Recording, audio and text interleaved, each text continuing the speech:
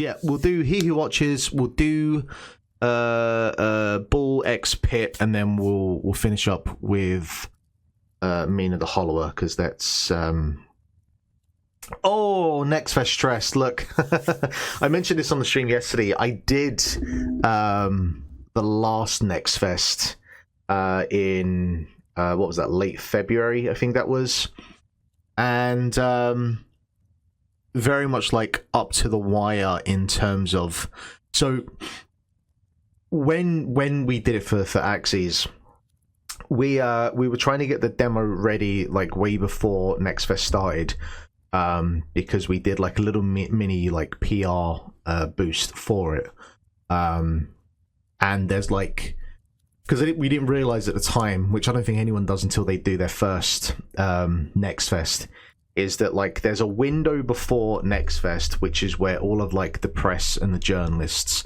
they have access to those demos before like the actual Next Fest event goes live. I guess this is for anyone who hasn't done a game on Next Fest. Hey, here's a bit of like behind the scenes. So depending on like how far along you are with your demo that you're trying to get ready, you might be thinking, okay, Next Fest is say on like the 25th of February. And so you're like, cool, we'll try and have the thing up by like the 21st or the 22nd of February, because you need to give a couple of days for Valve to approve the build or tell you, hey, no, you need to go back and do that. So you probably need even a couple more days before that. But then when you get up there and you see that, oh, press have access to these demos from like the 15th of February, and you can still like upload your demos before that, but just they won't be opted in for this like press window. So like you're then looking like, oh fuck, I thought I was going to try and have this thing ready by like the 20th of February. I need to have this thing up now by like the 10th of February.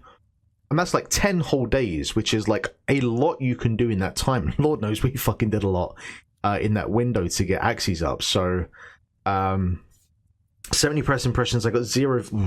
It's tough out there. I don't remember the numbers for each Next Fest, but like, you know, there is definitely something to be said that you gotta go in with a bit of like traction beforehand, and it's awful, because like there was probably a time when with the first or second Next Fest that you could just jump in and there was probably like 300 games, and you were going to catch some strays easily and get a couple of like press people or whatnot interested. And you know, we went in with a modicum of traction.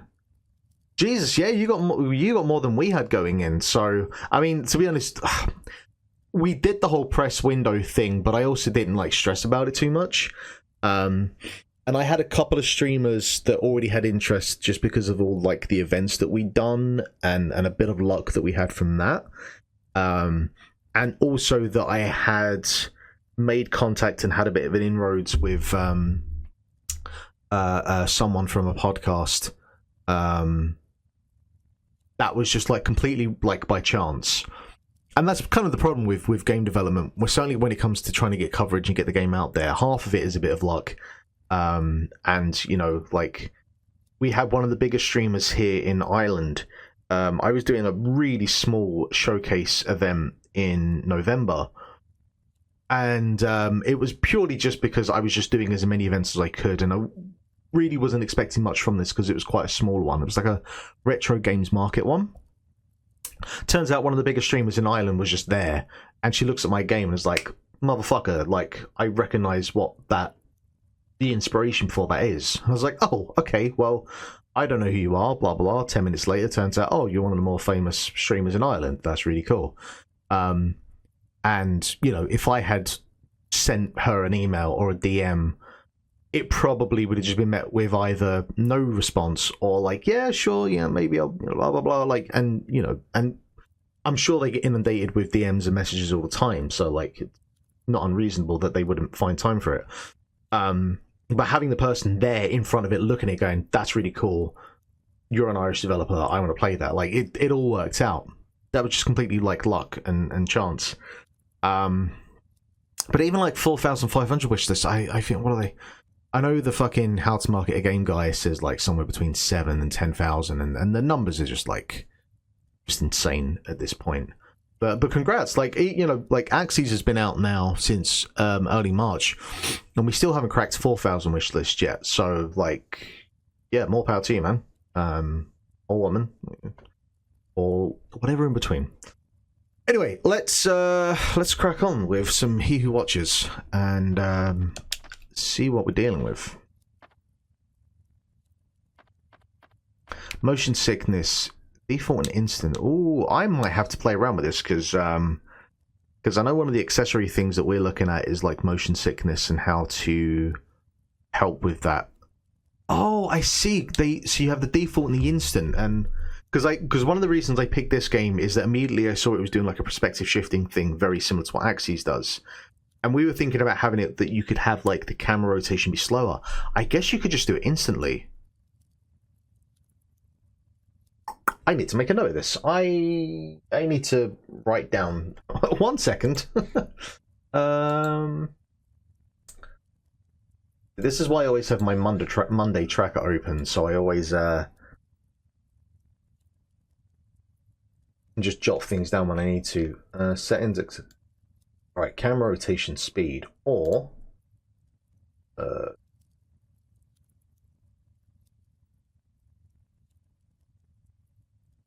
X. There we go. Could also be instant camera switch. Check He Who Watches. All right. That is really useful. Yeah, it does. It does look really great. And again, a lot of it was just because, like, hey, you kind of like you're doing some things kind of like how similar to what I did.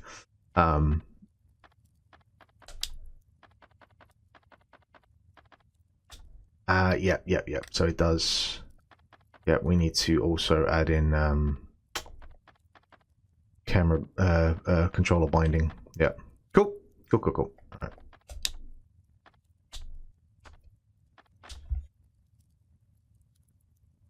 What? Jesus Christ! Just get the game out at that point. Fucking hell! I have like this kind of thing where I do not want to work on a game for more than about maybe 2.5 years at max.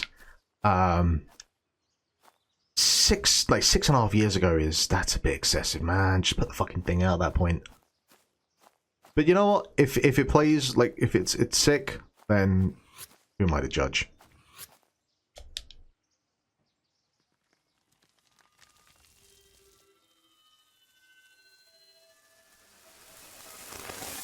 And then obviously,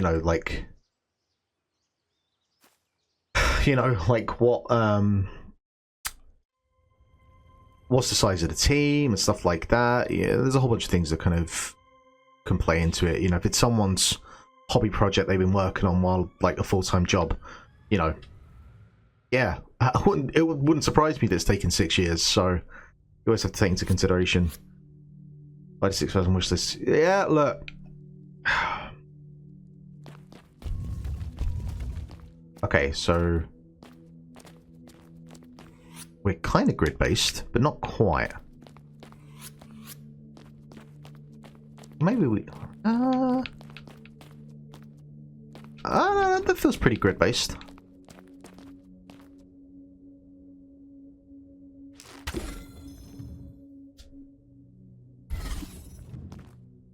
Oh, I need to take it out and then... I'm wondering if this might be easier on a mouse.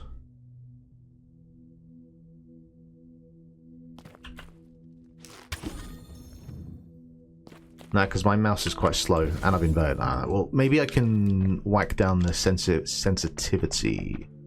Yeah, there we go. There we go, that's better. Alright.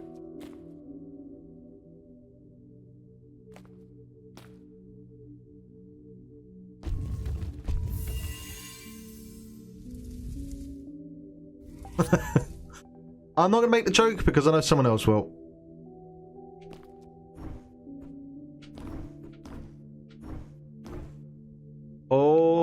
Okay. All right. Okay. Yeah, this is my bag. This is my type of thing.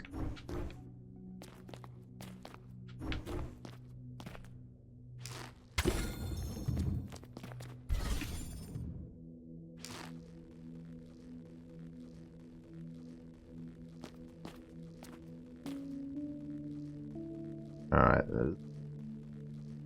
The actual movement of the bow and the arrow isn't quite where it needs to be. That also feels grid-based.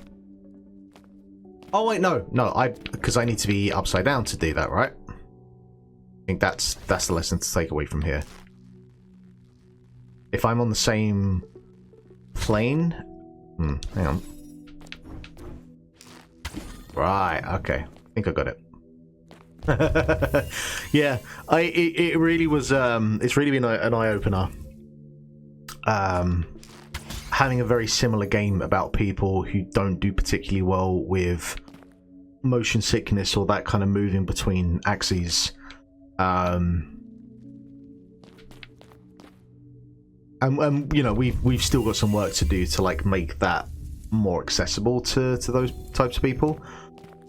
I'm curious to know if there's a VR version of this in the works, because like people would ask us if we were doing a VR version, and I don't think Axyz would work.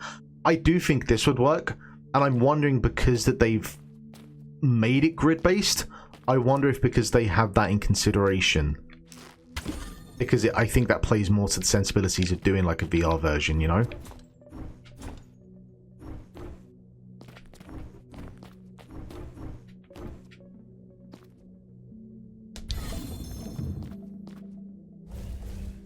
Alright, okay, yep. All makes sense.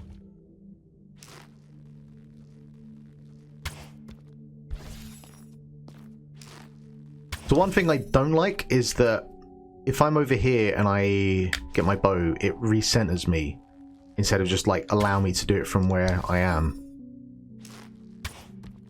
But also I'm wondering if there's a reason for that. How does that... Oh, I'll go back now.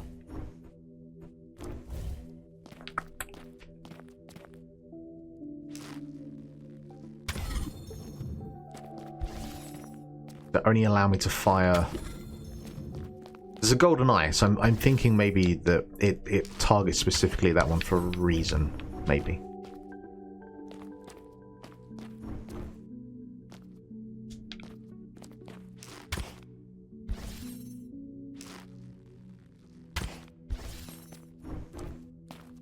Right, do I have to be...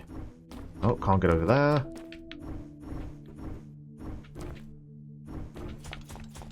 Okay, so I can't go round. Alright. But I...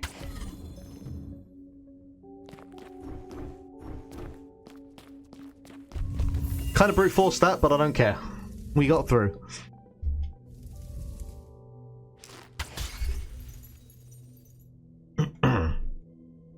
So, like, how much have you got left, like...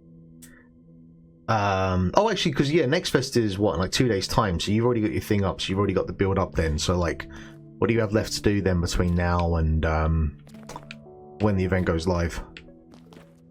Just pray and hope that people pay attention, because, you know, I can identify with that.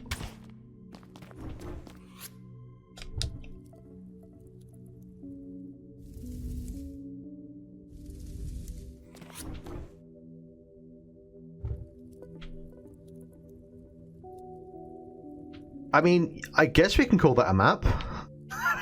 I'm not getting much out of it, but sure. Alright. I'm not going that way. Nice. Cool. That's, hey, yeah, that's all you can do. That's all you can hope for.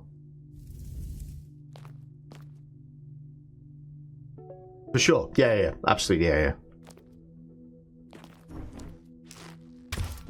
Okay. That's pretty cool. Alright, this is 3 out of 4 games I've done since yesterday with these demos that have had some sort of pressure pad mechanic. Like, you know, I'm sure, given half a chance, that I'll throw one of those into Axyz at some point. Alright, we...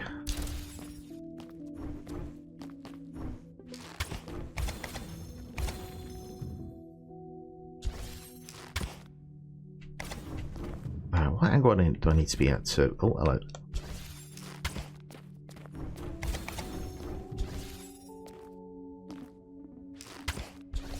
Alright, maybe if I bring you there, then...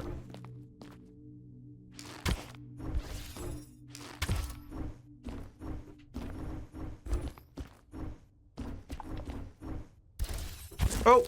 Yep, that killed me. Killed me. Okay, let's not do that. That's going to kill me anyway, because I can't now... Right.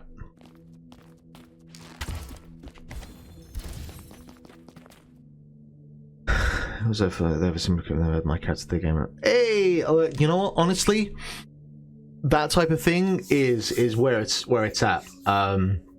We're planning to do like a bundle soon with a mate of mine whose game is quite similar to ours.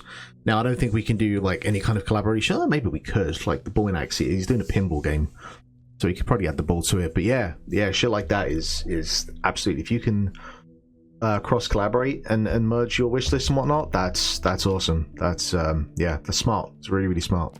Fair play. How am I going to get you up there without crushing myself?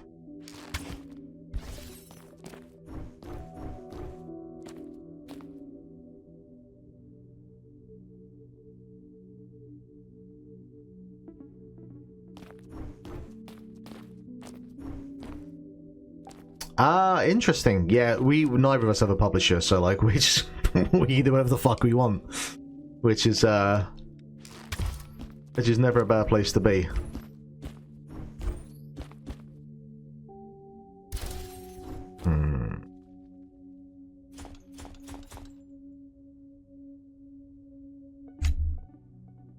Is there a way to...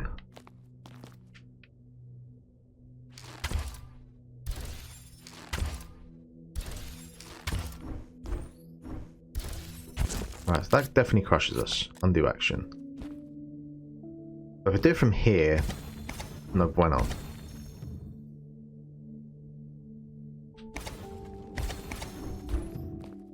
Well, I mean, the bundle only has to be like a temporary thing. Because I know bundles can go...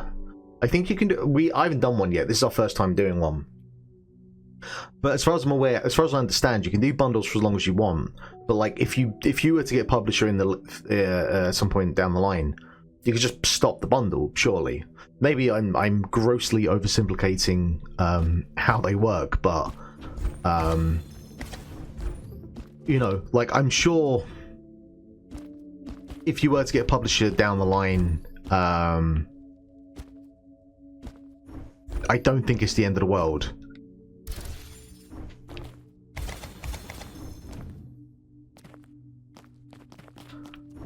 I think I've got the grasp of this, but this is wrecking my head.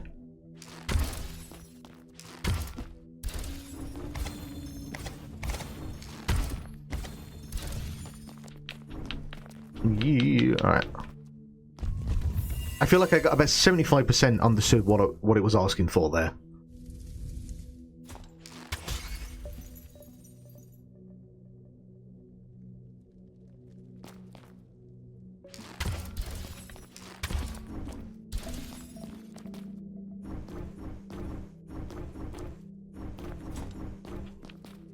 Oh, I can drop you in there, alright. Da-da-da! Needs a little Zelda chime. Yeah, and, you know, like, I'm sure you would just say beforehand if you found a publisher, hey, we have this, like, is this of any interest to you? Or if not, then you go from there. Like, these things are all fluid and flexible, and... but I say this as someone who has not had to actually deal or engage with a publisher yet, and maybe that day will come, maybe it won't. But there are definitely pros to not having to deal with that kind of nonsense. But then There are obviously benefits to it as well. It's scorching hot takes, Mark.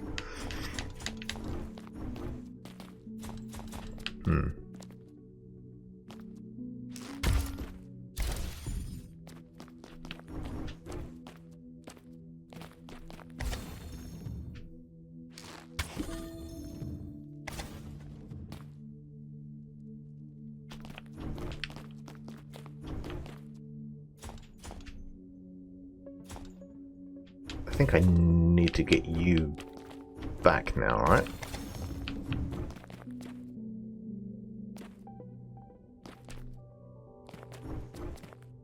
Wow.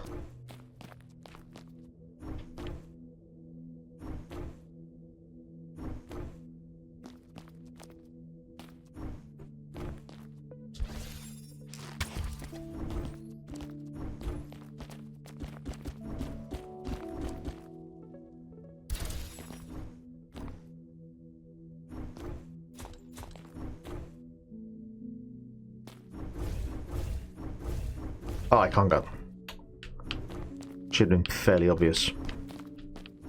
So yeah, I understand now kind of why it kind of forces the arrow in a particular direction, because that is part of like the puzzle mechanic, the grid-based nature of it. Oh, wait, no. Did I fire that arrow? Which arrow did I... Yeah, no, I fired that one because I need to get over there now.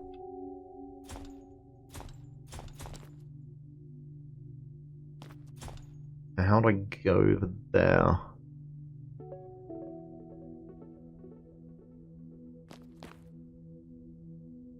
Do I need to...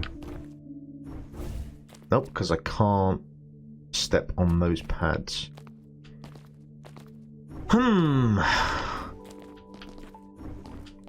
Brain is bamboozled. Right, so currently I'm upside down. Oh, hang on. I need you to be down here. Right. Ah! Shenanigans. Okay. Right, let's...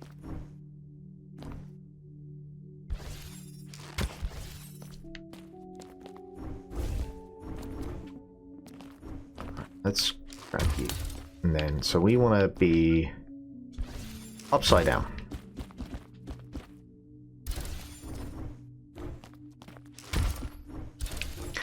Yeah, I got some semblance of a grasp of what I'm doing now.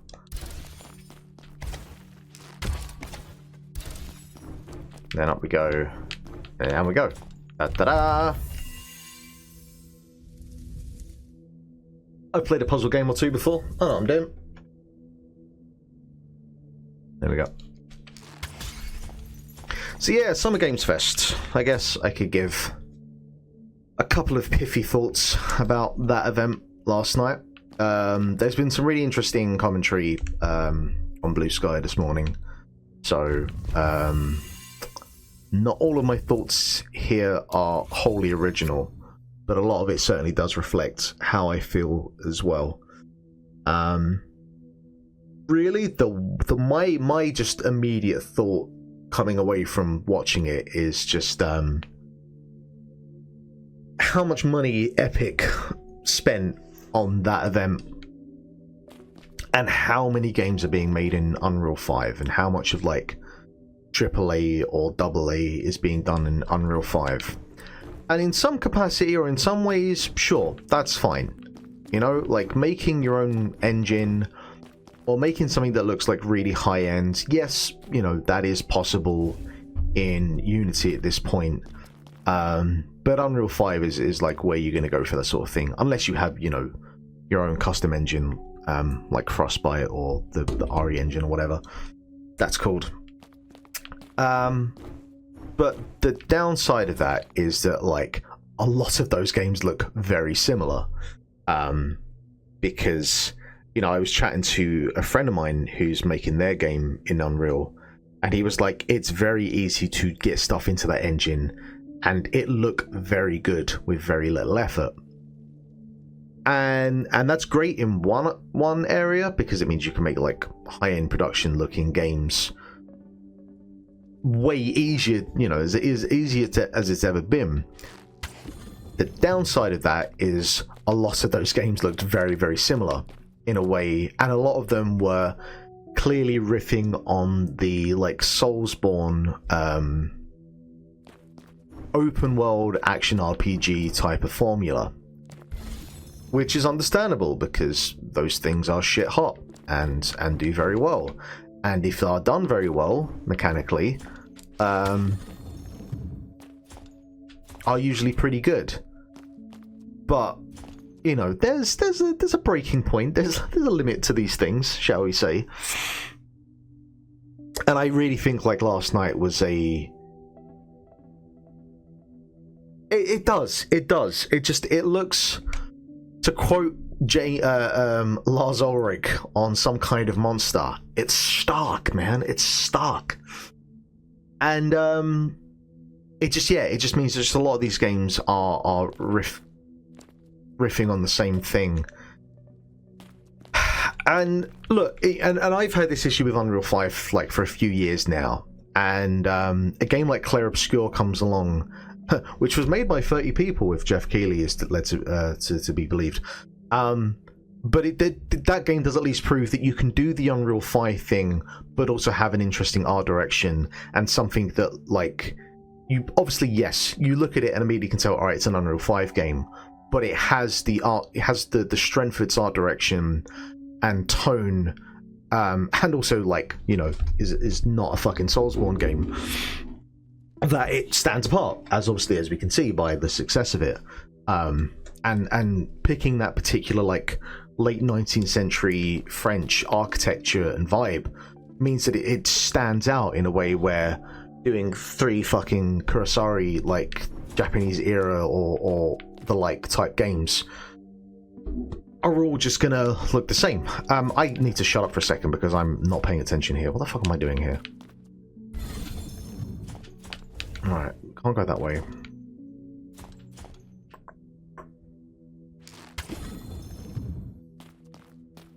Can we get down there?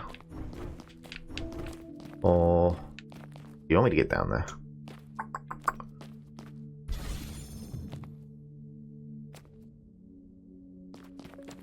Wait, I need a... Don't I need a block to... Or maybe I just need to jump on the pad myself.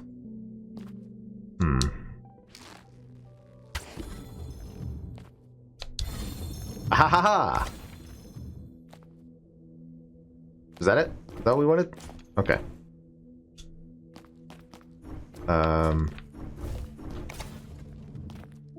Now, how do we get down? Get out.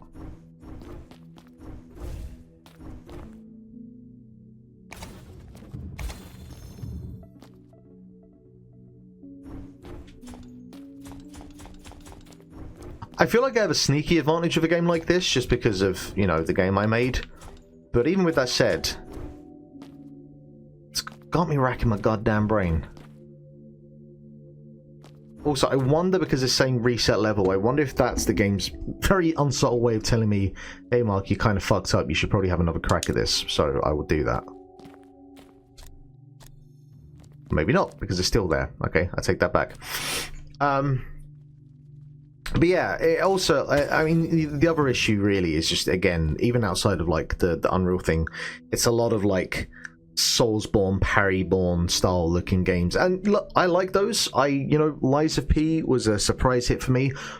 I've grown to appreciate them in a way that I certainly didn't before Lies of P. You know, I didn't grow up playing the Dark Souls games or whatnot. Because like, lore and tone wise they're of no fucking interest to me, but if you can take that kind of thing and adapt it to periods or tone or vibes that I more resonate with, then sure, cool, because I think mechanically those games work really well, and Lord knows a lot of other people do as well.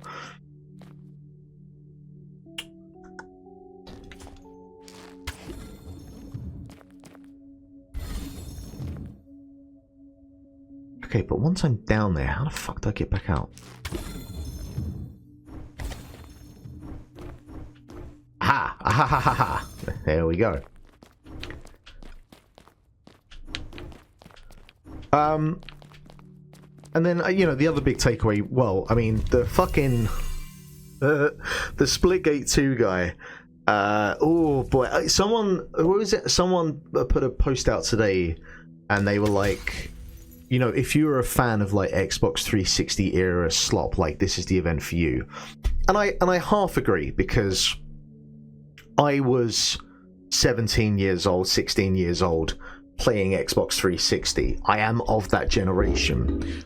Now, with that said, did I give a shit about Lollipop Chainsaw when that came out? No. But there is an affection and affinity that I have for that era, and there is something I very much enjoy about, like, the 7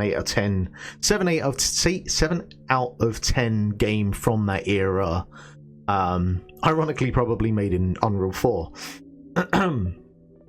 But yeah, like, yes, obviously we've come a long way since the titillation design of that period, and there did feel like there was a mild regression last night with some of those games and some of those designs. But obviously, you know, it was fucking full beacon on blast when fucking Splitgate 2 guy came out, and just embarrassed himself to a, well, you know, with clearly his lack of perception, probably wasn't aware of how much he shat himself on stage, but man alive, how are you over there?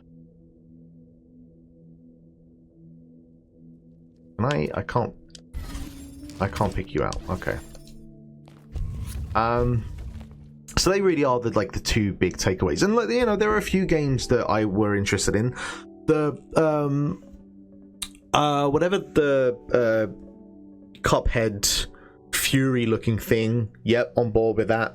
The 90s 30s black and white Cuphead style looking thing, first person shooter. But that thing had already been announced anyway, so, like, you know, that was just more about that to be seen. And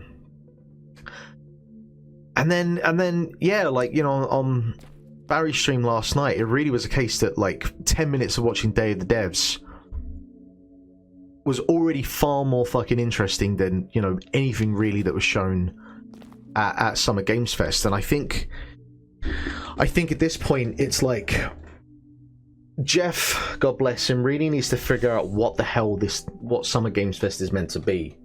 It feels like he's trying to serve a bunch of masters and doesn't serve any. And, you know, for all the problems that E3 had, and it's a very different industry now because, you know, like, hey, Ubisoft, do you want an hour-long presentation on our show? Yeah, we do in some ways. There are some ways which we don't. You know, there's a myriad of fucking reasons. But there are definitely elements of E3 that we do miss, and Summer Games Fest just can't replace it. And part of that, you know, is the fact that, like,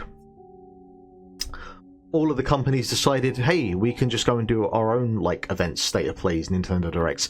And, you know, of course they can. Like, it absolutely makes sense they can do them, but yeah.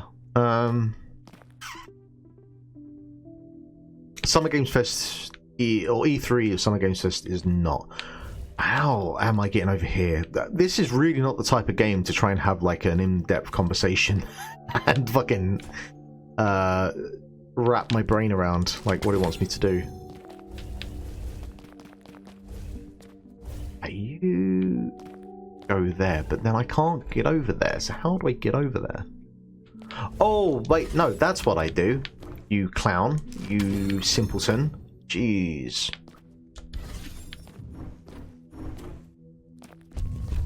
Oh. Wait. Oh, you bastard. Alright, that's one way. And now I'm back where I started. I don't appreciate that game. Alright, we'll go again.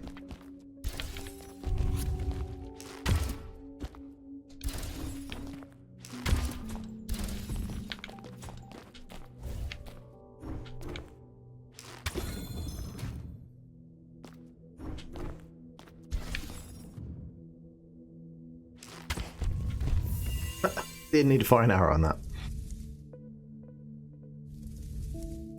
But, you know, I guess the one positive is that, and this was kind of a thing, like, the real tell of fucking Splitgate 2 guy is like he's thinking about, oh, you know, there hasn't been all of the first person shooters suck, blah blah blah, and it's like, yeah, because all you ever do is play Call of Duty. Like, there's been a fucking plethora of interesting first person shooters or takes on the genre over the past 10 years, you know. Like, has he ever played Super Hot before? Probably not. And so you have Summer Games Fest, and then immediately after it, Day of the Devs with all these way more interesting things, and like the explosion of events that they've got, like a Latin America fest and the Accessibility Fest, and it's like he could spend a day and find a bunch of very, very interesting first-person shooters to go and play. And so, like, the good thing about Summer Games Fest is the piggybacking makes it sound like it's a negative, but it's not. But like the piggybacking of all these events on top of that gives those types of events way more interest than they would be able to get otherwise, and that's good. That's great.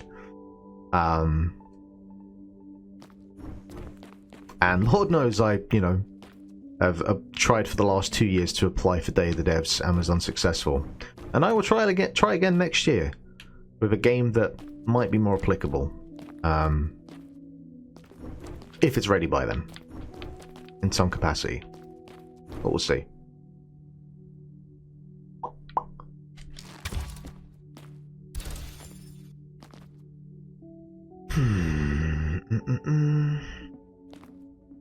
Right, so you're a pressure pad again.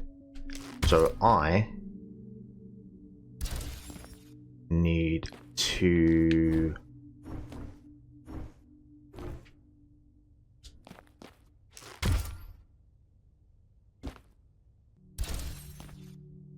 get you upside down, I think?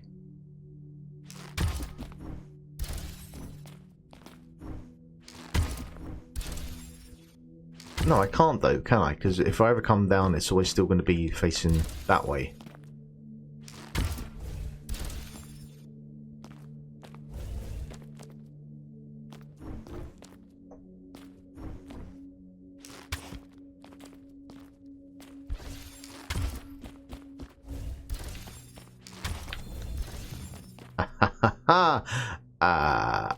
Right,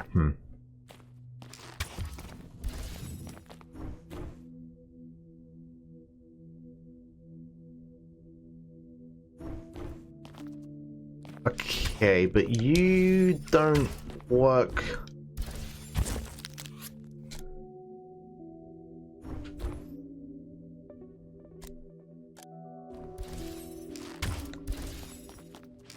You don't work by the... If I do that... Oh, it... Okay, that... Does that make sense in my head? Hang on. No, that does not make sense in my head, mechanically. Because surely, like, from the angle I'm at, the whole point of it is that it's always pulling towards me, but so why would it drop?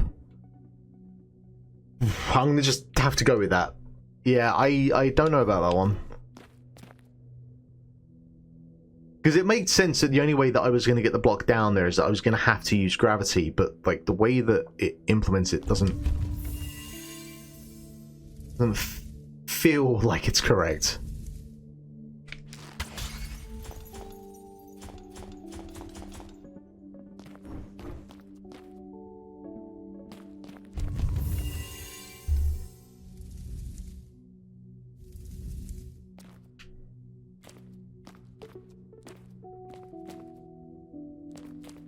Alright, well, we've done about 45 minutes on that, so... Actually, that's a... I wonder how the hint system works. Let me go and check that quickly.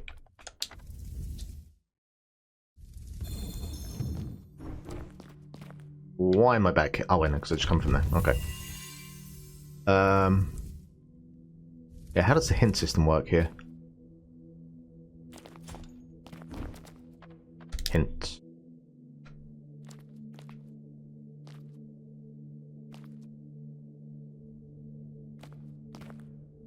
Alright.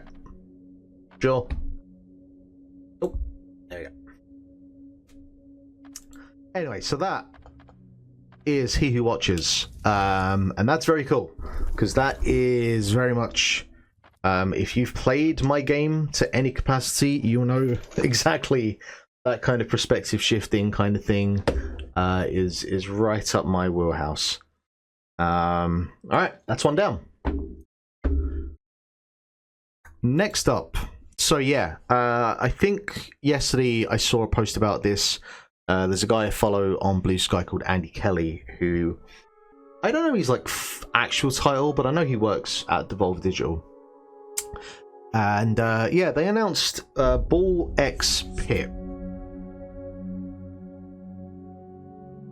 which is basically, from what I understood, Super Breakout, but as a bullet hell shooter, which I think is a fabulous combination. That is as much as I knew, because I saw the post. If it's a Devolver Digital game, I'm at least going to go and have a look, because, you know, their track record is pretty solid. Not perfect, pretty solid. And Andy Kelly is just a guy whose like vibes very much are in line with mine. So another game for basket. yeah. The title I'm not sure about, but like, you know, I'm not gonna lose sleep over it. All right, control the FPS counter, general video, yada yada yada yada yada yada, audio. Yeah, sure. And already visually, I'm on board.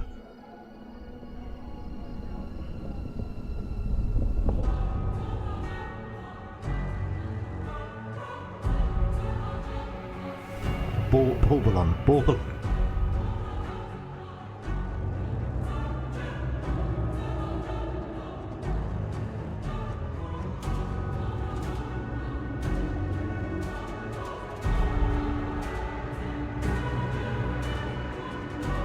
Maybe this is what would have happened if the meteor in Final Fantasy VII had hit.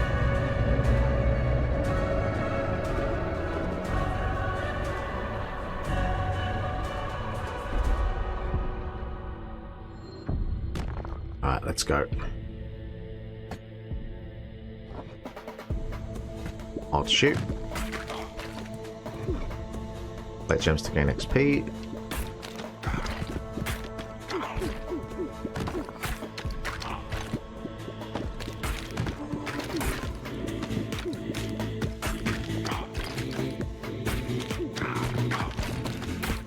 Now, I'm guessing I don't have to hit everything. I just need to make sure I have a path. Off the bat, this thing has got juice up the gills. They need to attack you if they get close to you or reach the bottom of the screen. Okay, so they do that. Oh, so okay. Also fire.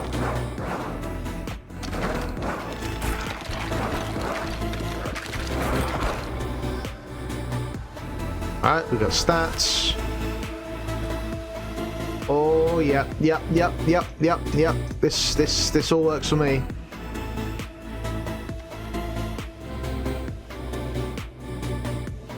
Nothing very but each time it hits an enemy. I like Burn.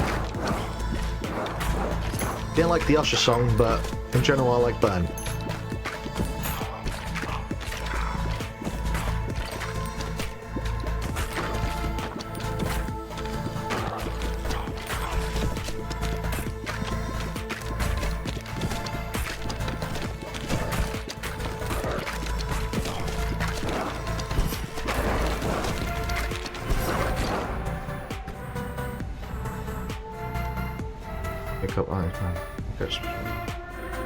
When you catch a special ball, automatically shoot. Yeah, we'll go with that. Yeah, boy.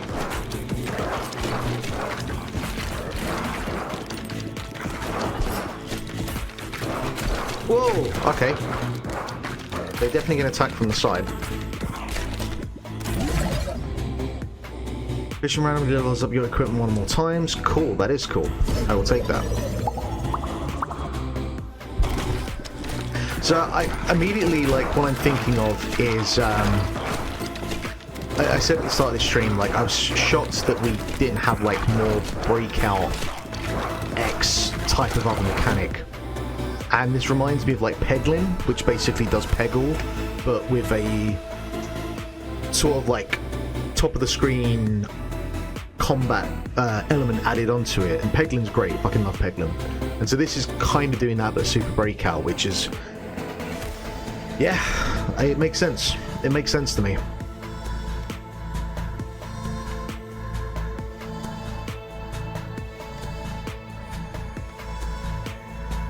Healing 1 health. Yep. Want some health. That works.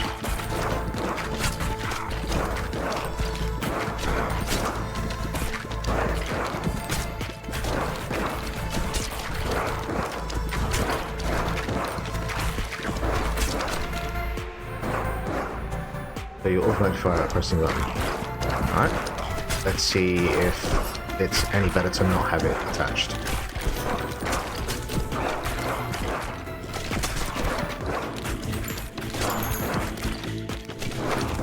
Maybe I should be trying to do it from, like, the side so I can try and, like, hit more of them.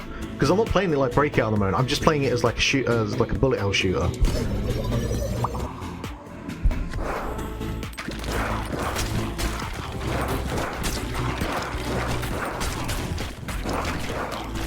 Yeah, that makes a lot more sense.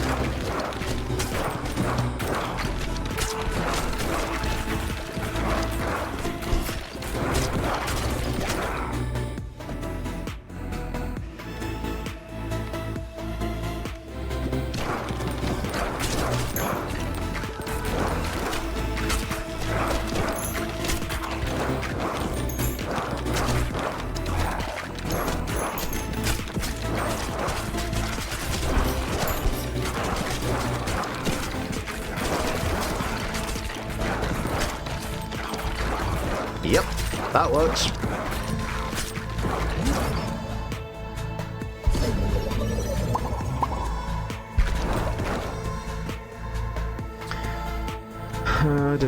Deals double damage but moves 40% slower. Posture enemies and slows them down by deals 20. No, I just want to just go all out assault. I don't need to move fast. Fucking Breakout game.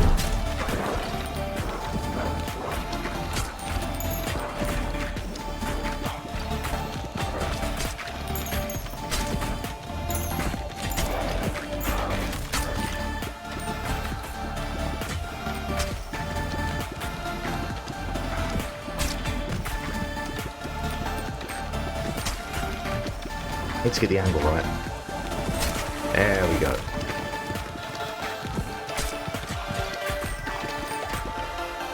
I feel like this is the kind of game that will unfortunately be very quickly replicated on mobile. And then I'll be seeing ads on YouTube every 5 fucking minutes that'll make me want to fling my phone through a window.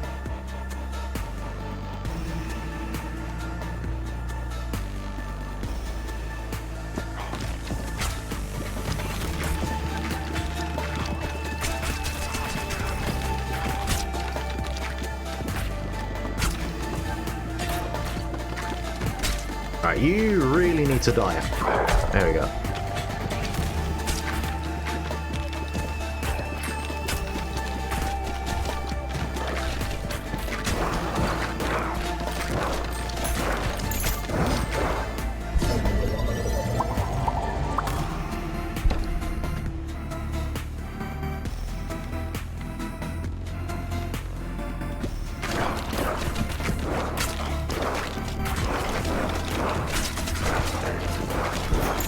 Oh, we're getting spicy now. We're getting spicy now. This ain't good.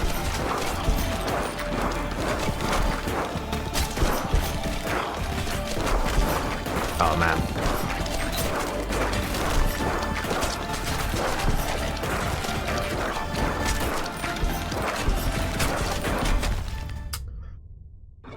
Alright. Do we get perma upgrades? What type of roguelite is this?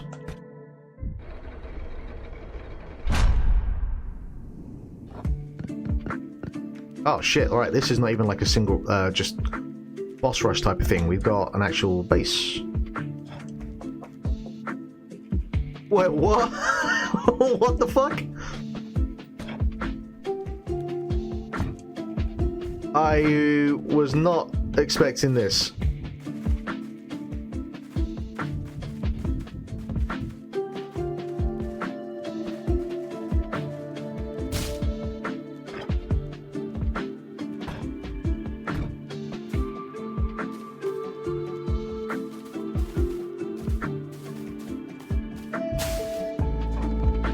Here's some resource stores, you have to send them out to someone to harvest them. Wait, what? Is this like a second breakout clone within this game?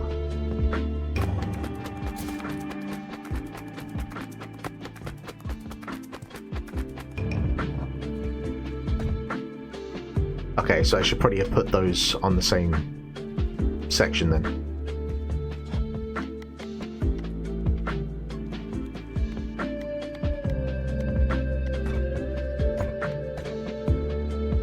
Okay, but what is the benefit of that? I'm sure we'll find out in time.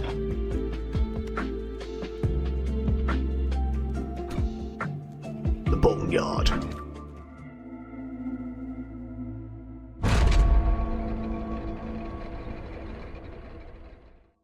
I feel like long are the days where you would have a roguelite where you had to get good. Like if you wanted to get better or like progress, it was just on you to get better at the game.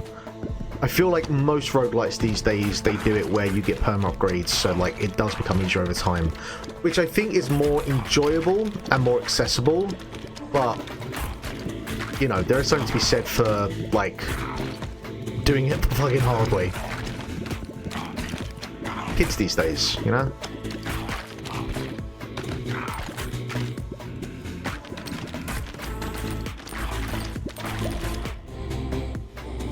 I didn't realise how good they got it.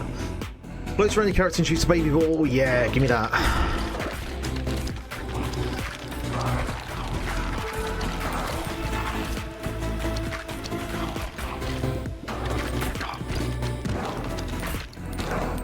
But I can't shoot behind me, can I?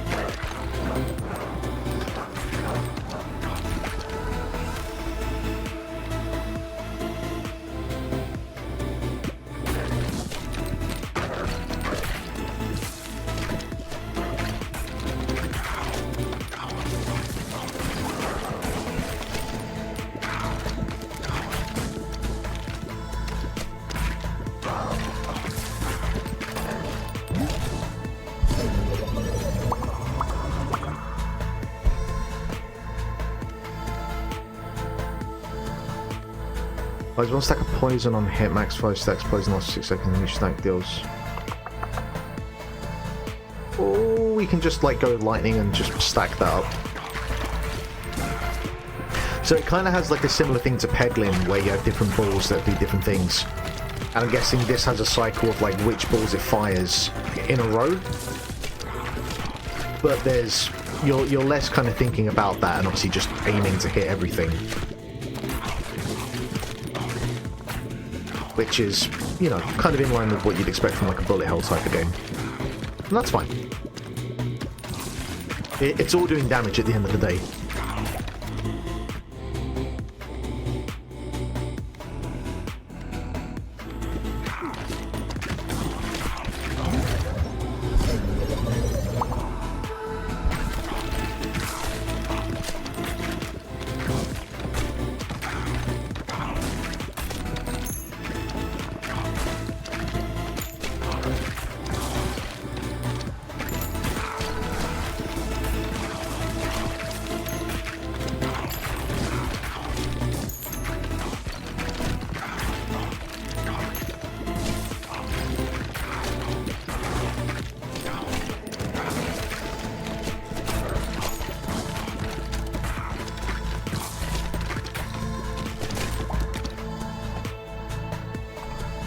Deals double damage. Alright, so I've already had that before.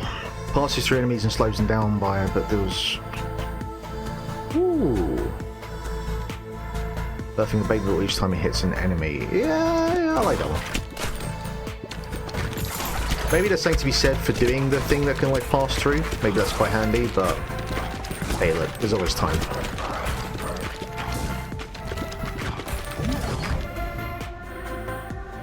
Fusion points only need 2. Wait, is there 2 things here?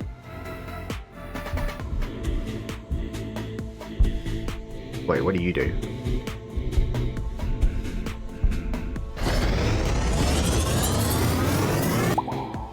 Lining and bleed. Oh, hello.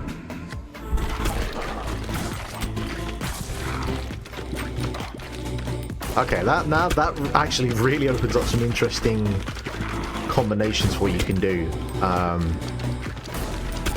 And I'm probably going to make like a bunch of peggling comparisons, but that doesn't have this. That's really cool.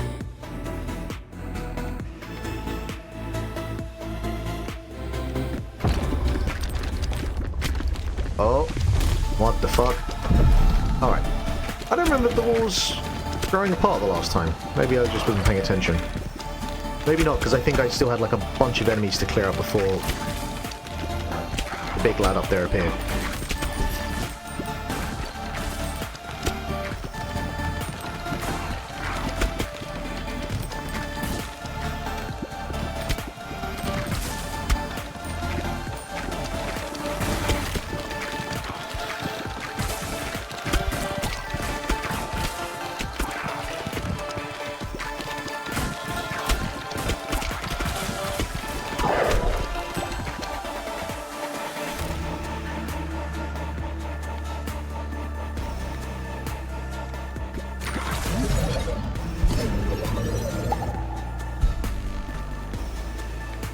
Increase movement speed 10%, and move at full speed while shooting. Increase fire rate. Yeah. Why am I upgrading so quickly? What the fuck?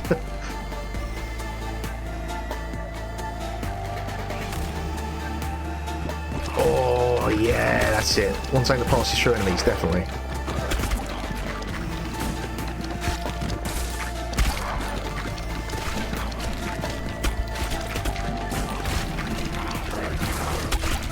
The sound effects are tremendous, like it's proper grimy. It's not quite as bad as ill, but you know, like what is? And actually, that's one of the things. Like, a lot of the games at Summer Games Fest did nothing for me, and I am not a horror person, but I will definitely like watch a gameplay video of ill because that thing was gnarly as fuck, very much by design.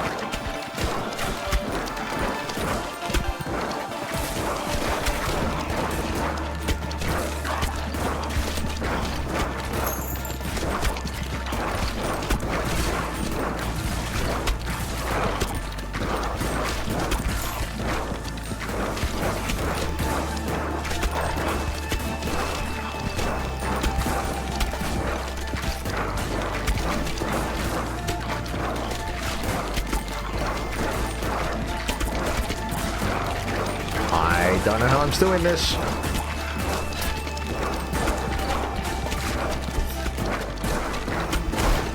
Alex.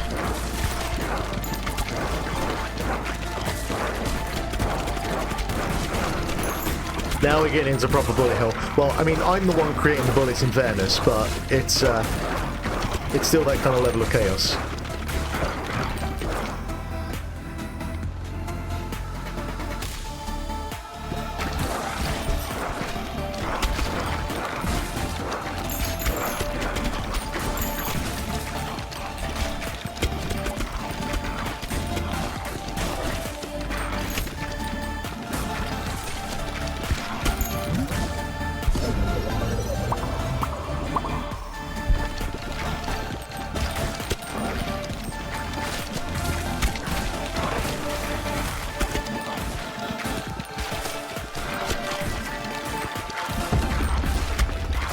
Oh shit.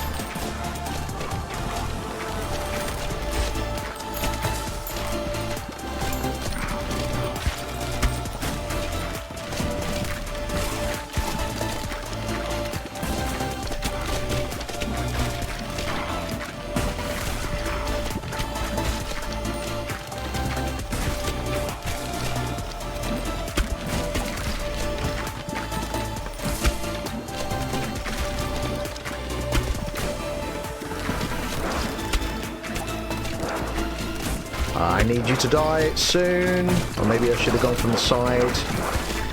Maybe that would have been the smart thing to do.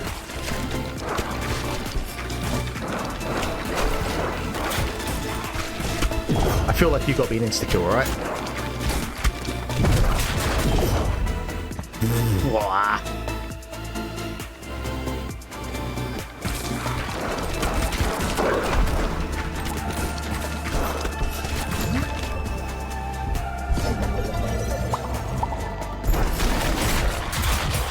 Oh boy. Well, we lasted 2 minutes longer that time. Okay, so they permanent upgrades them.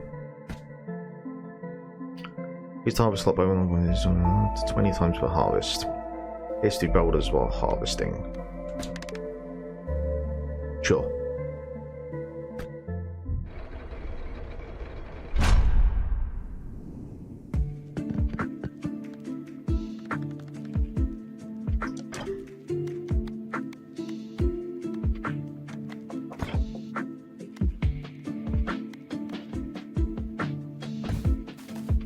This time, I'm going to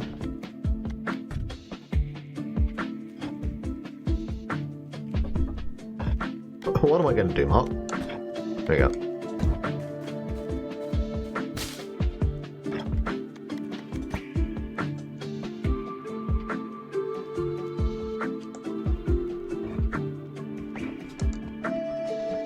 Why won't you...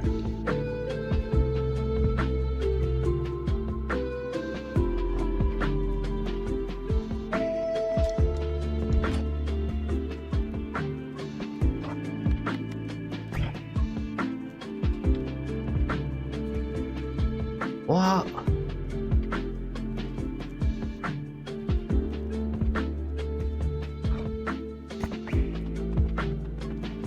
Is it because the thing is on, like, not on the field?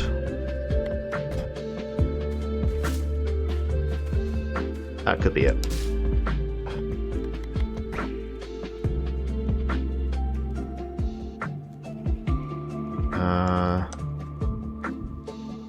Nope, that doesn't seem to make any difference. Why will you not harvest this time?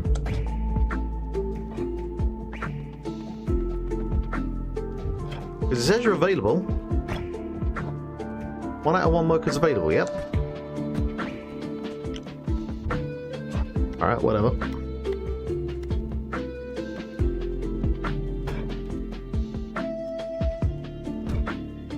Okay, I'll have one more go. And then we'll bounce over to the main event.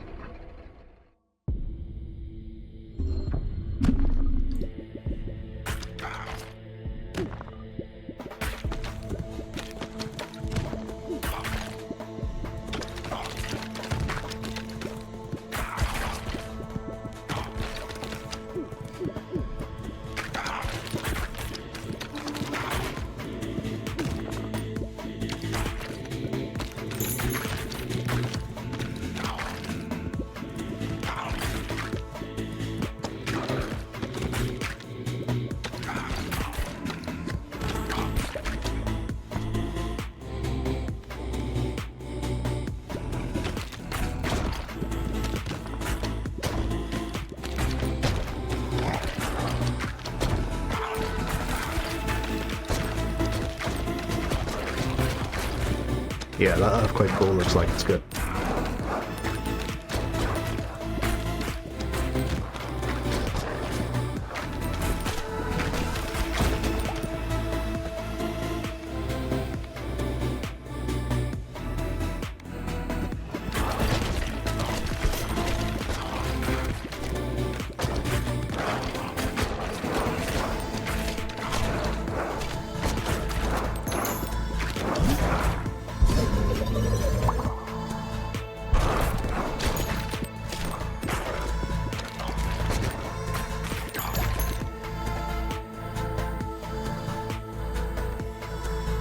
The air effect damages the earthquake.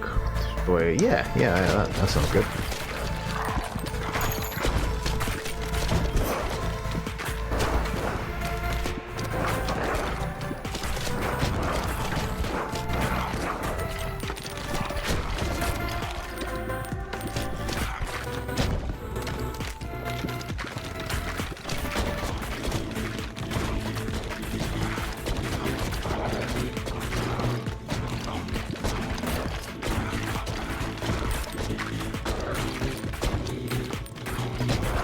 So I think if you keep the balls in play as long as possible,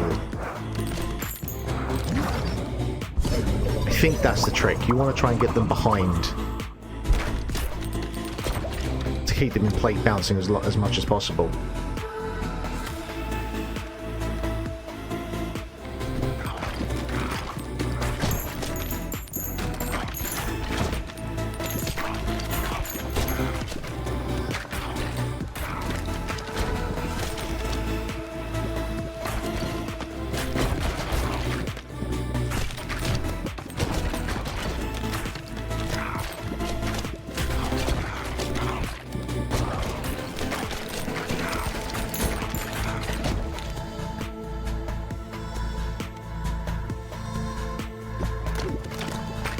Just gonna fucking load up on Earthquake and see what happens. I suppose there's a bit of Vampire Survivors in this as well. That's probably the more apt comparison to make. But then Vampire Survivors isn't doing something that hadn't been being done for the last 10 years in roguelites anyway. It just cost like £3. And, you know, it's fun for what it is. I'm not as big on Vampire Survivors as a lot of other people, but, you know, I have no issue with it. Oh, hello.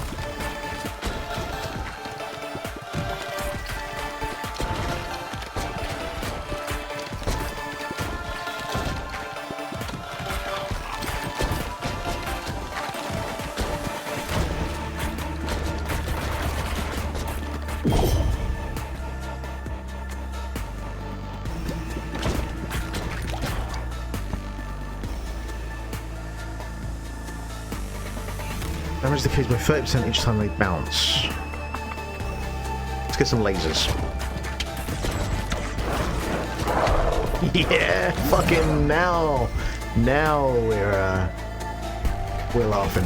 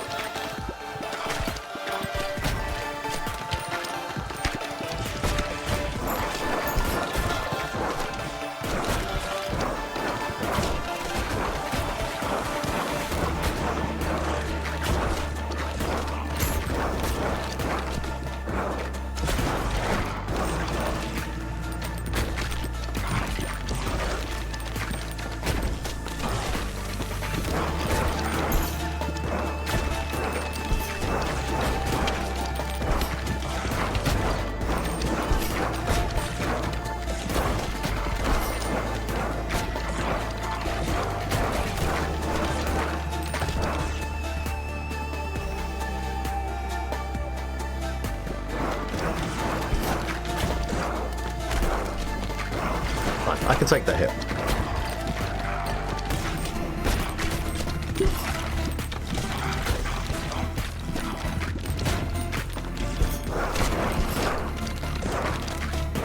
I wonder if, like, because you can hear the the sounds of the enemies almost like marching in rhythm with the music. I wonder if there's so many enemies appear on the screen that starts to happen, it's like a warning. I feel like that's what it's doing.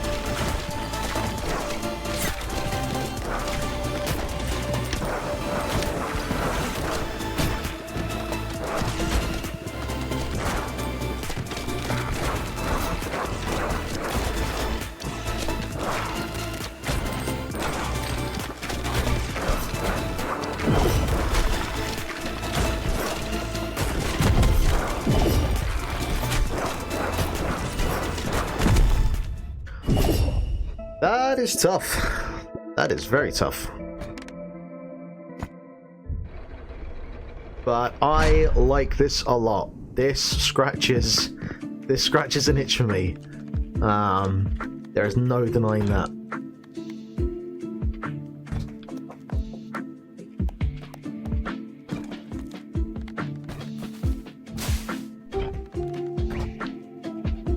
But I can't work out why.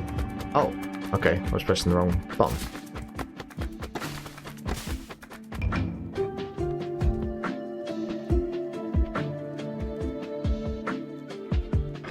Now the question is, what do I do with all the things that I've collected?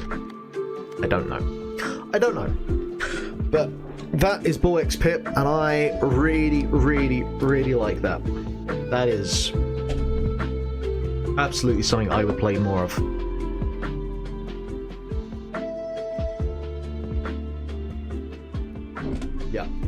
Yeah, I'm on board with that for sure.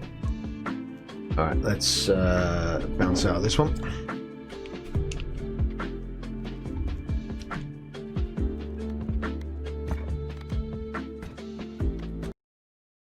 Yeah, that's really good. Yeah, that's Devolver Digital. When is this thing out? Does it have a date? Oh wait, no, that's the demo, right? Yeah, this is the demo page. Oh yeah, cool. The demo page has the developer playing, which is neat.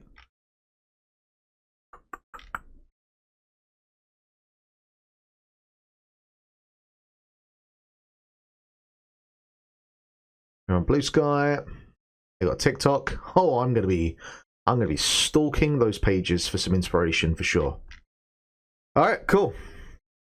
We got one more left in the tank.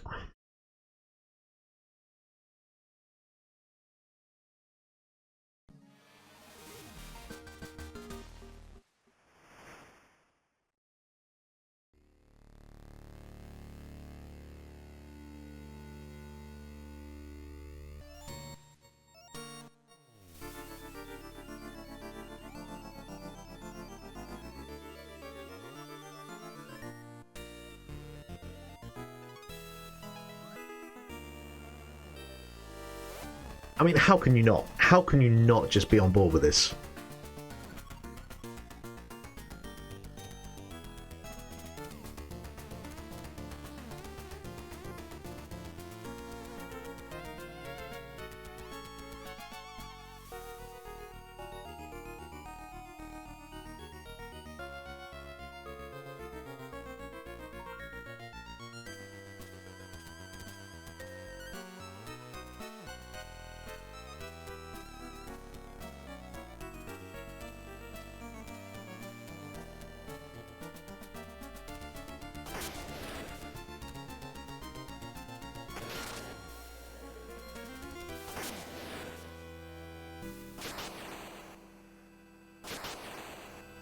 You can't see it right now, but I am hooting and hollering in my chair. Can we all just get off of X though, please? Please, can we just use Blue Sky and not use Twitter? It doesn't exist anymore, it's not real. Oh, they got a manual. Look at that, they got a manual! Man. Amazing.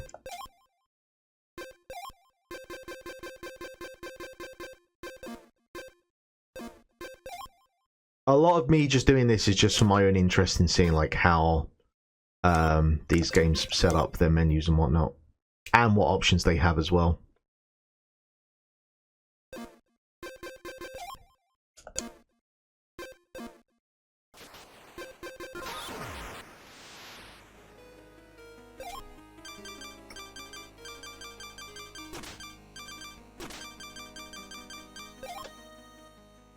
L to the yes.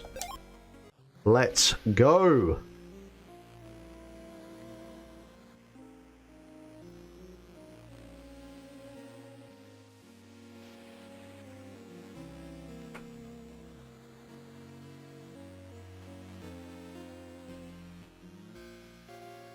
Ossex. I don't know where Yacht Club are based actually, now I think about it. Now I just want to presume they're based in Essex.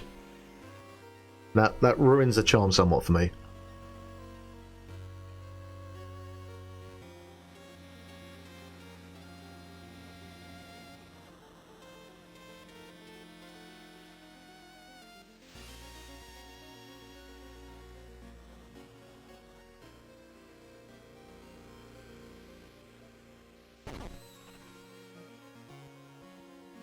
This might be my most anticipated game of the year.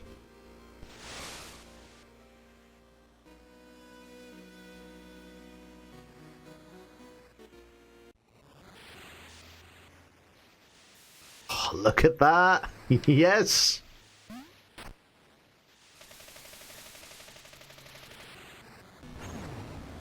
Oh my god. Oh, nope, she's dead.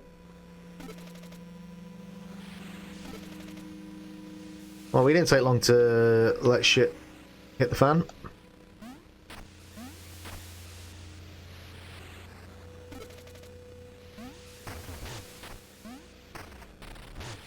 Alright, we're going down.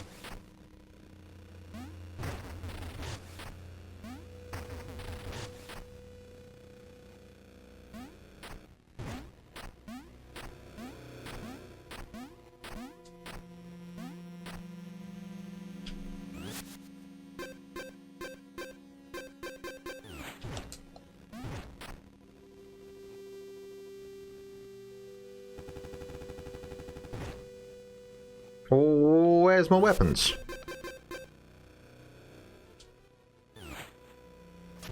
Oh, that was a chest. I thought that was like a cannon or something. I couldn't quite tell. Oh, we have options. Hello. Crushing mace. Hammer with explosive force. Hold X to charge up while charging. Move to roll. Yeah, we'll take the mace.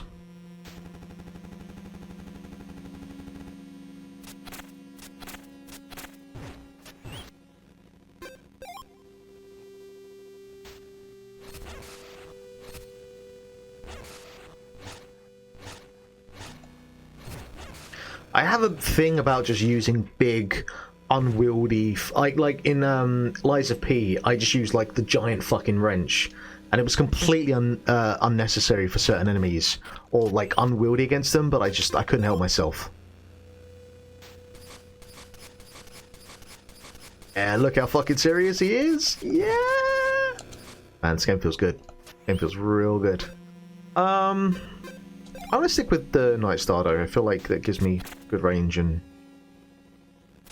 gives me half a chance.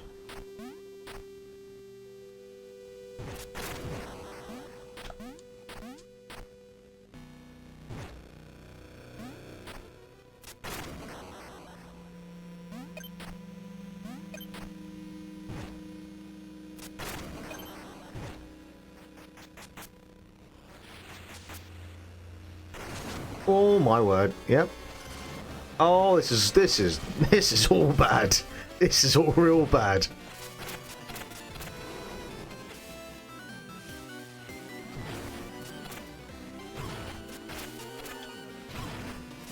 I'm getting wrecked. Okay. Yep. Oi.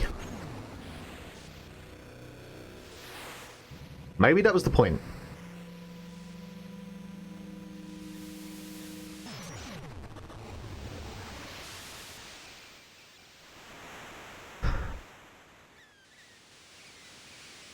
Mina, we're not having a good start here, are we?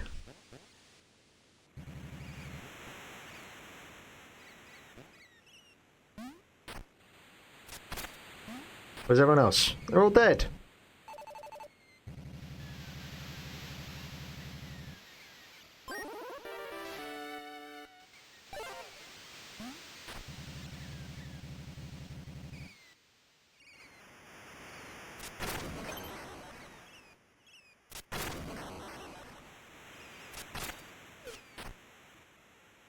Oh, we made it to shore. That's something.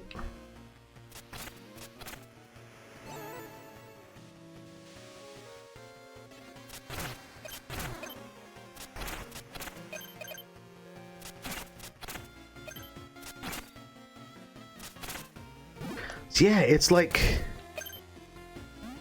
it's got elements of like Game Boy Color era Link's Awakening, but there's definitely some Castlevania in here as well. That's even more so. What? Oh man, this game's gonna be so good. And I'm dead because I forgot to heal up.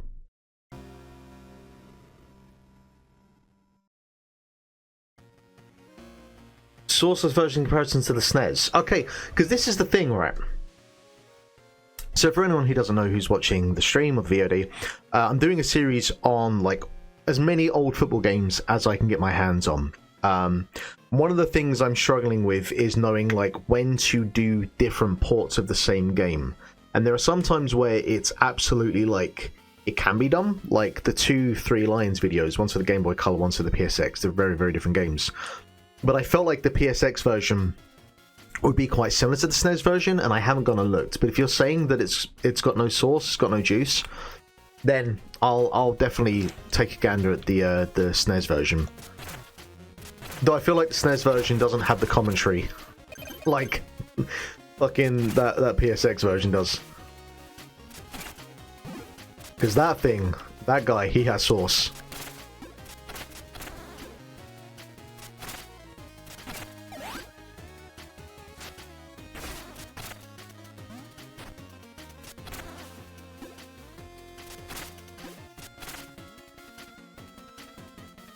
Interesting, because you would have thought like the PSX version would do more stuff visually. So it'd be interesting to think about it like being a downgrade in some capacity. That's okay, yeah. I'll definitely make sure I give that a look then to see how it compares.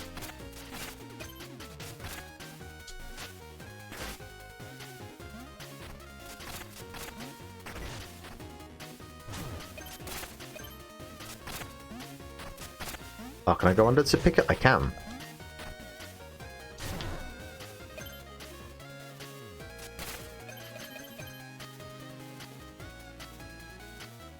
What? That's insane. I've yet to find, like, I've played a bunch of SNES games, football games, just for, like, checking out emulators and just, you know, at moments where I'm bored and I've got nothing else to do. I found a lot of the SNES football games don't hold up particularly well. Like control-wise with the D-pad, and also just in terms of how they play. So I'm hoping that, like, if SNES version ISS has something going for it, that'd be quite nice.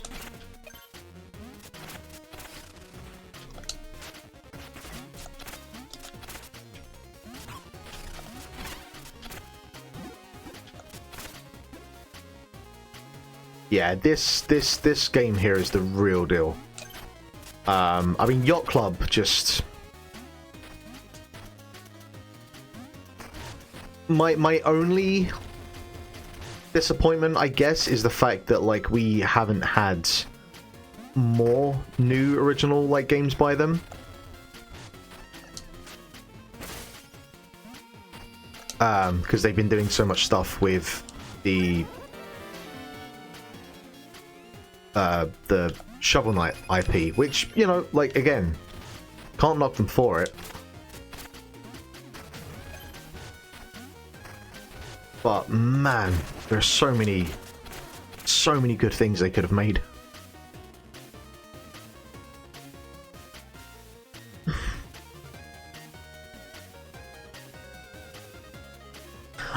I mean, I know some people swear by, like, Sensible Soccer. And I have an affinity for the Football Italian 90 game. But honestly, a lot of that is just more kind of nostalgia at this point, more than anything.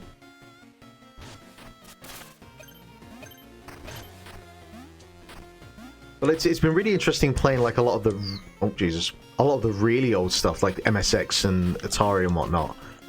And it's not that any of those I would consider to be, like, good games, but they have enough things going for it, or do, like, one interesting thing mechanically, it's definitely made it worth my while. And then stuff like the one Game Boy Advance FIFA game I played took me by surprise. That held up really well, and I know there's a lot more on there as well.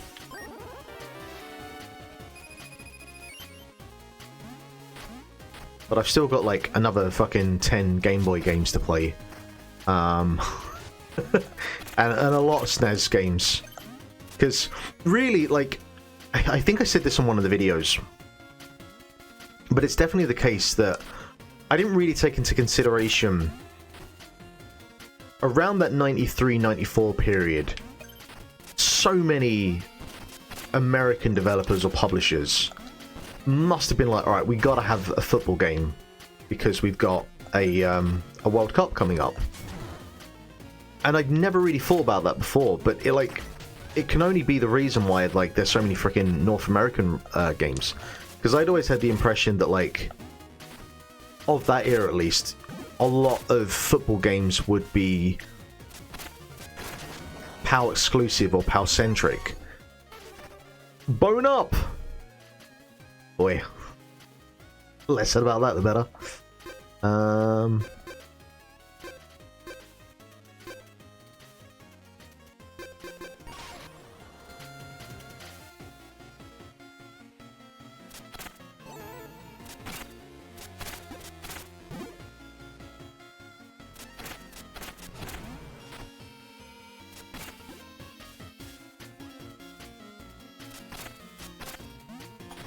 Okay, whatever that is, I can't quite tell.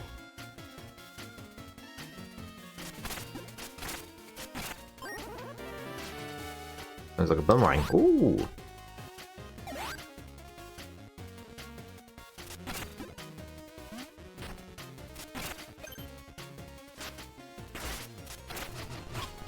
Oh, hello, calm down. People here in this period would find it easier to import stuff from Japan than from us and Europe. So the Konami games are a lot more popular. Yeah, I guess that makes sense. But, like, there's definitely... Oh, for sure. Well, like, you know, PlayStation, I mean...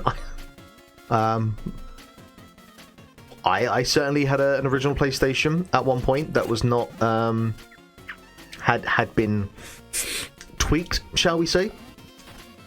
So, for sure, yeah. How are we getting up there?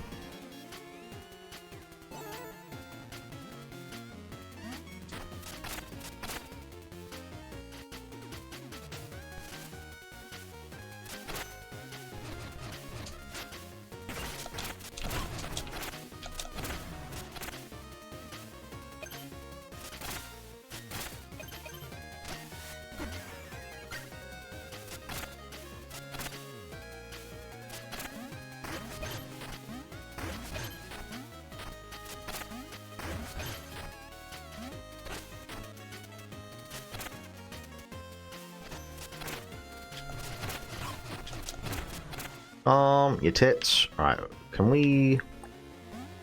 Which way do we go? Which way do we go? Because there's a door, but there's also a way to go up there.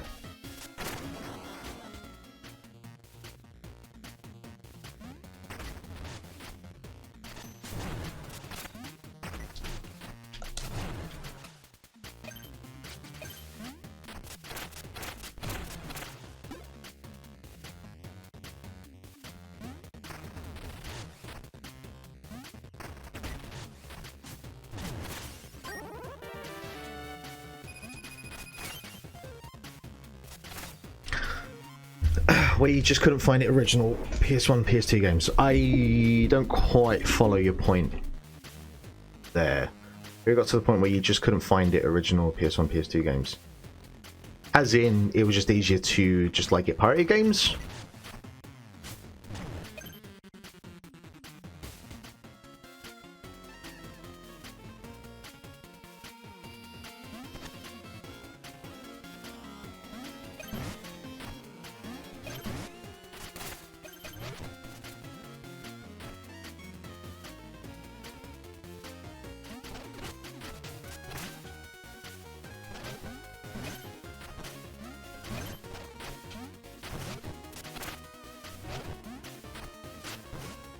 Oh, sure, yeah. Well, I mean, I still had a couple of, well, I mean, to be honest, a lot of my childhood, I had, like, Tekken 2 and Worms, and then we got a modified PlayStation that I remember playing a lot of, like, PS Doom on.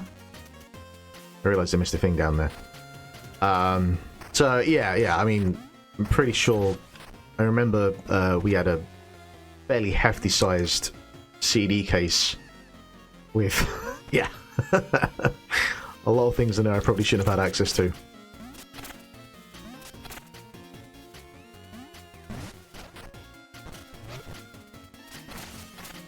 And how times have changed, huh?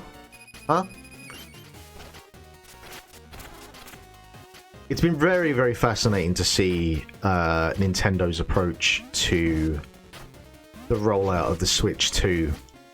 And, you know, like, it can only be the reason that they have launched in the way that they have and given so little access in the way they have for the purpose of, like, trying to skirt around emulation and piracy and whatnot. How long that will last for? Who knows? You know, with the way that they have the cartridges and you have to download the data onto it, like, I'm sure, if anything, you probably just, to the people that are like into, you know, hacking apart games and that kind of thing, you've just given them more of a challenge. Own up!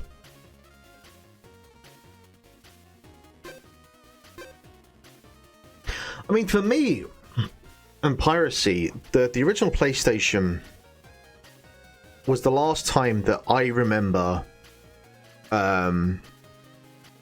really diving into that until, like, I got a PC a couple of years ago, and then, you know, the internet being what it is and like the digital side of things. But I know obviously the Dreamcast was an absolute disaster for that.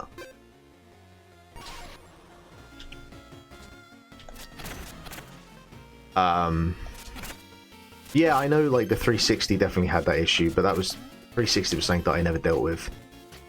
I was legit. I was too legit with the 360. And I had much more disposable income by that point.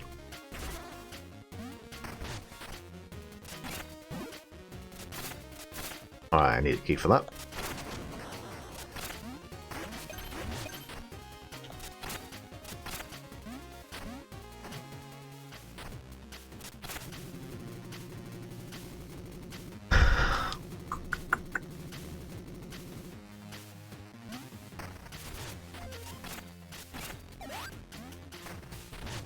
I can't remember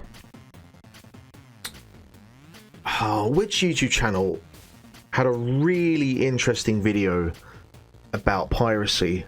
Was it Modern Video Gamer? don't remember. Or even like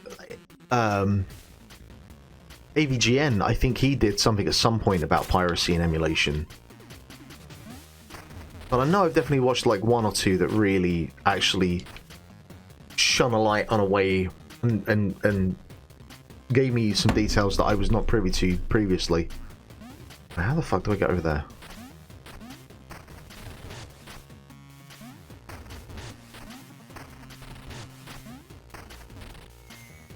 Because that ain't it. That is it. Alright.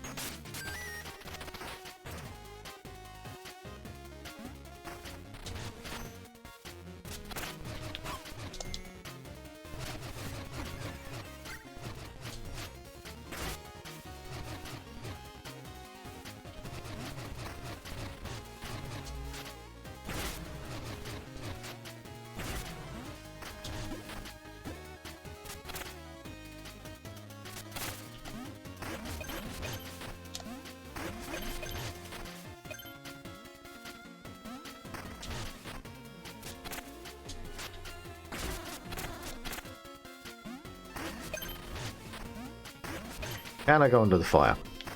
No, I can't.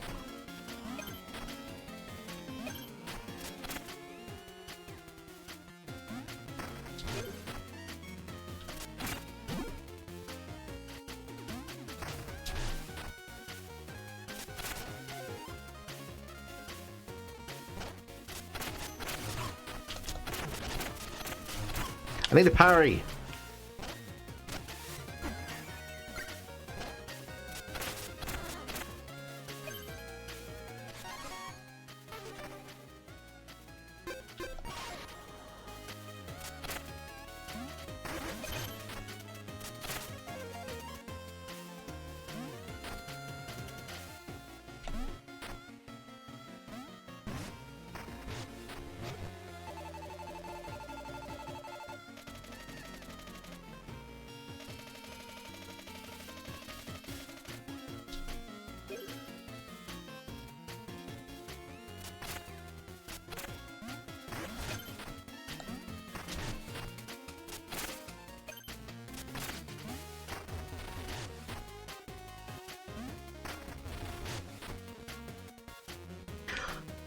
I mean, the goal will be to try and get to all of them at some point.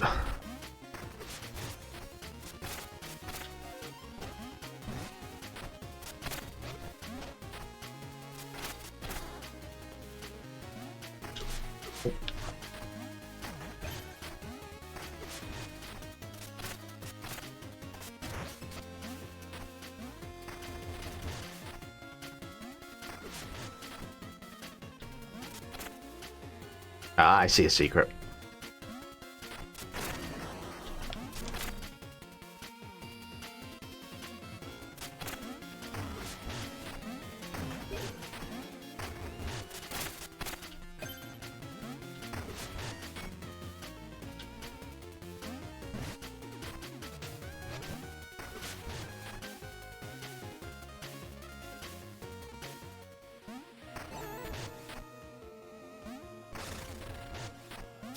Oh, maybe that's how I can dodge stuff, by going under.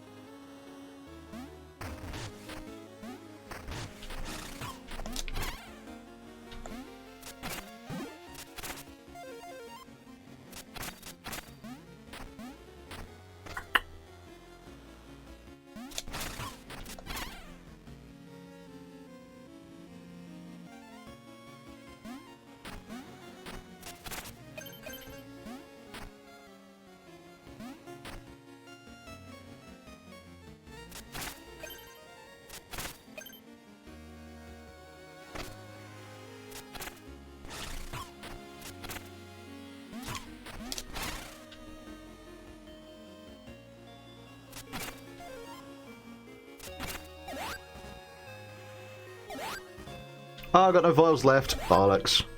Ah, okay. And that's how we... Right. Right. Let's try this one out for a while.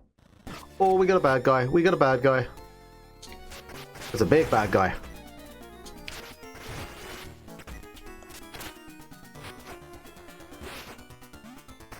Whoosh.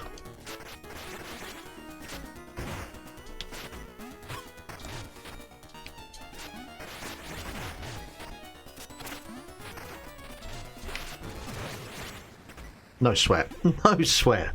Was never going to be a problem.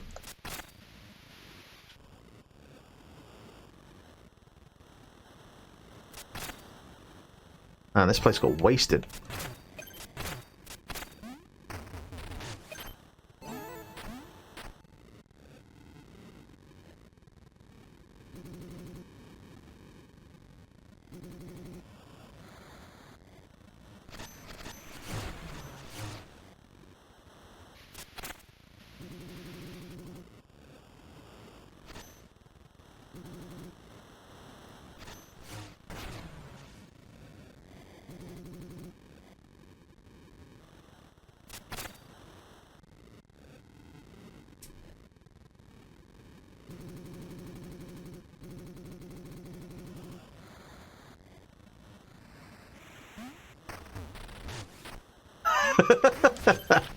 Look, we're getting in one way or the other.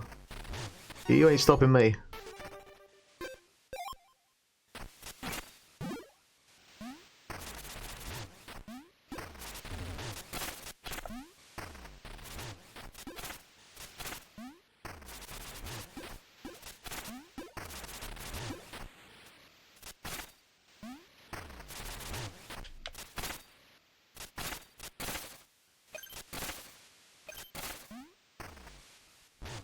Secrets that I can't get to.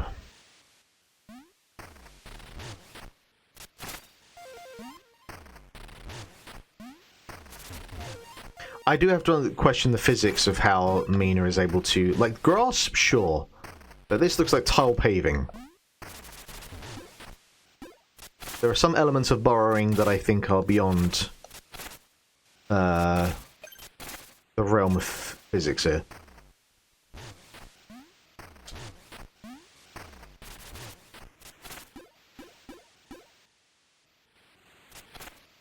I'm going that way.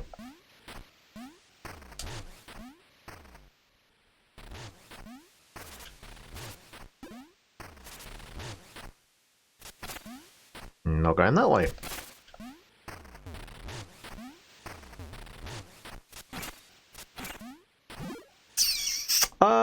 No, I like the boomerang. Let's stick with that.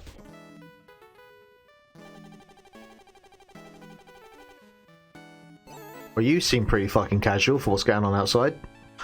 Look at that! Look at her reflection! Yeah, you weren't getting out in the Game Boy Color, were you?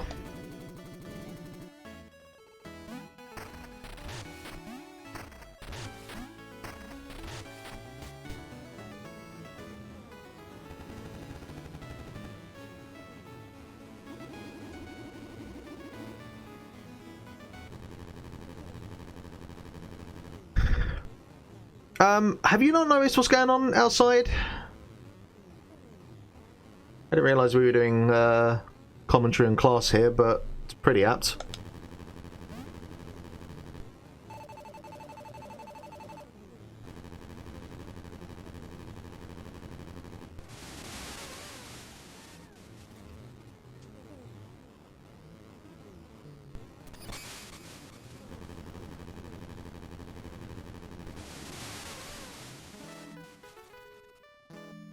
Lionel, need to talk to you. Why is there an apocalypse happening outside?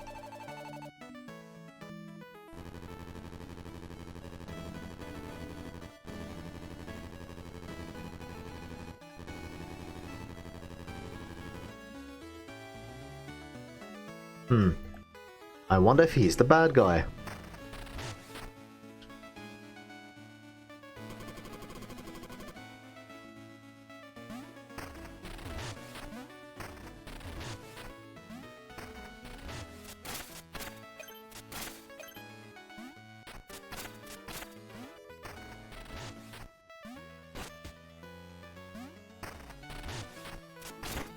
Yeah, fuck you kids, taking all your presents.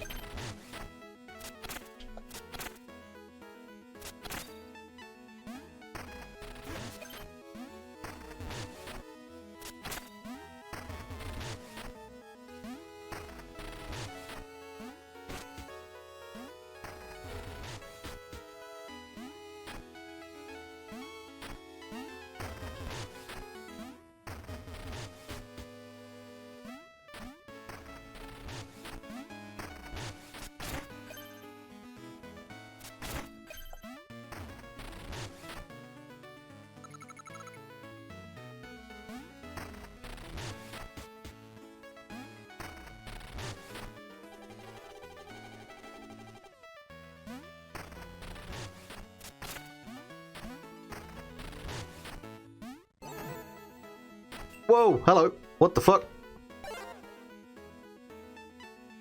I didn't realize this was a thing.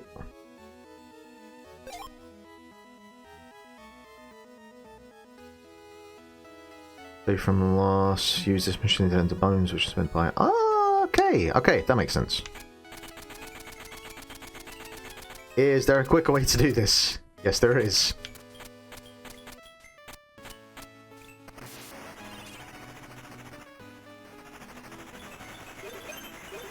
Oh my word. So many bones. Wasn't that fun?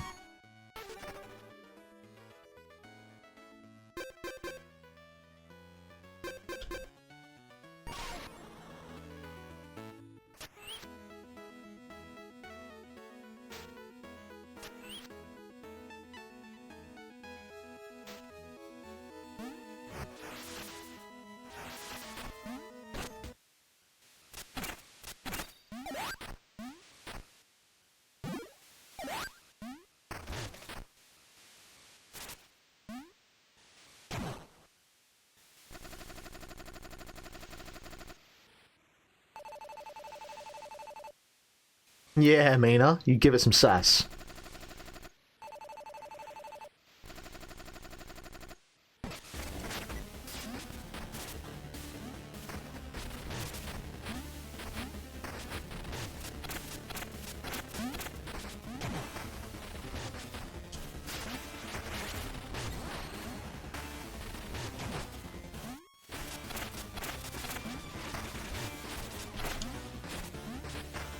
One of the things that your club obviously have down if you've played any amount of Shovel Knight are their bosses. And I guess that's just something I had not really considered when it came to this, is how they would transfer like their boss design to like a top-down Zelda-style game. But I have high hopes.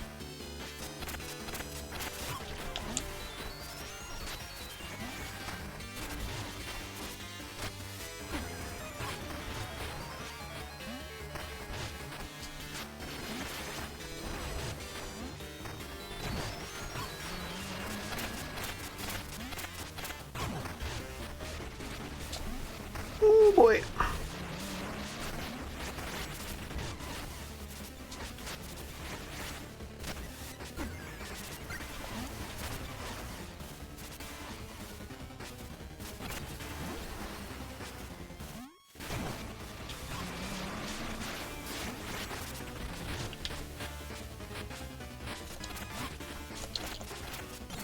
Gotcha.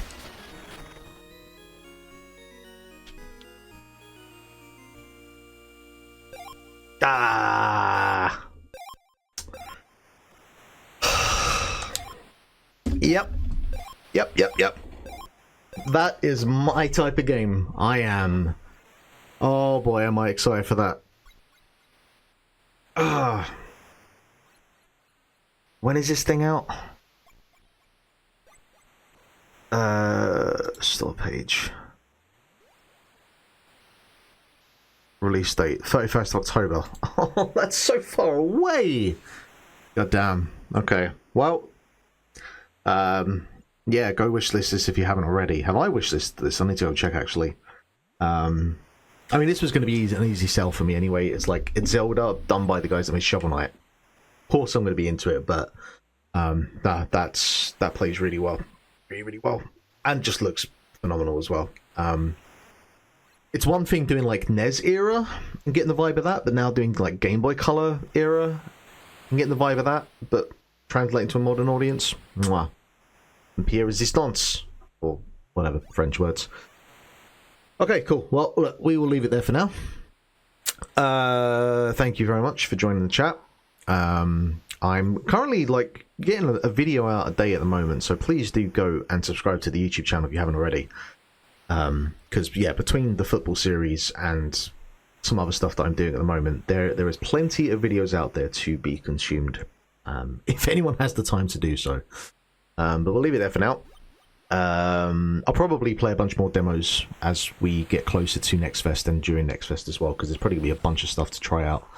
So yeah, thank you very much for watching, and we'll see you again next time. Peace.